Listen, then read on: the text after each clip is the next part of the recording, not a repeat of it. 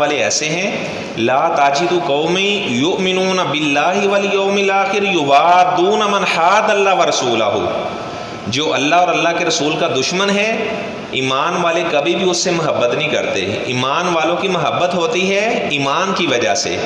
اصل میں ہوا اس طرح کہ حضرت ابو بکر صدیق رضی اللہ تعالیٰ عنہ، ان کا بیٹا ایک دن اپنے باپ کے پاس بیٹھا ہوا تھا، عبد الرحمن اس کا نام تھا، پہلے وہ کافر تھا، تو اپنے باپ سے کہنے لگا جی آپ جنگ بدر میں میری تلوار کے نیچے آئے تھے تو میں نے باپ سمجھ کر چھوڑ دیا تھا۔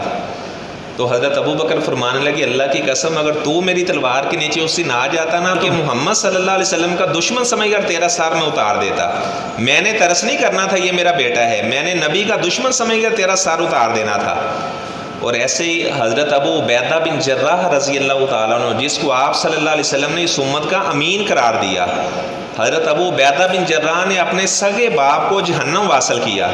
اور اس طرح مصعب بن عمیر رضی اللہ تعالیٰ عنہ، انہوں نے اپنے بھائی عبید بن عمیر کو اپنے ہاتھ کے ساتھ قتل کیا۔ اور مصعب بن عمیر کا ایک بھائی تھا، وہ جنگ کے اندر قیدی بن گیا۔ ایک مسلمان غزوہ بدر والے دن اس کا ہاتھ باندھ رہا تھا، اس نے جب دیکھا حضرت مصعب بن عمیر کو تو وہ اونچی اونچی آواز میں کہنے لگا وہ میرا بھائی آ گیا ہے۔ اس کے ذہن میں تھا میرا بھائی مجھے چھڑا لے گا۔ تو مصعب بن عمیر کہنے لگے کس کو بھائی کہہ رہے ہو، مجھے؟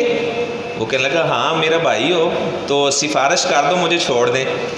تو مصعب بن عمیر کہنے لگے کہ دوسرے اپنے مسلمان بھائی کو کہنے لگے کہ آپ میرے بھائی نہیں ہو، جو آپ کے ہاتھ باندھ رہا ہے نا وہ میرا بھائی ہے۔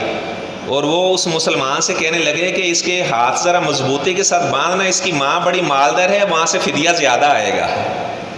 تو اللہ تعالیٰ نے فرمایا کہ ایسی مثال اولئک کاتب فی قلوبہم الایمان، یہ صحابہ جو پیغمبر کی جماعت ہے، اللہ نے فرمایا یہ حزب اللہ، یہ اللہ تعالیٰ کا گروہ ہے۔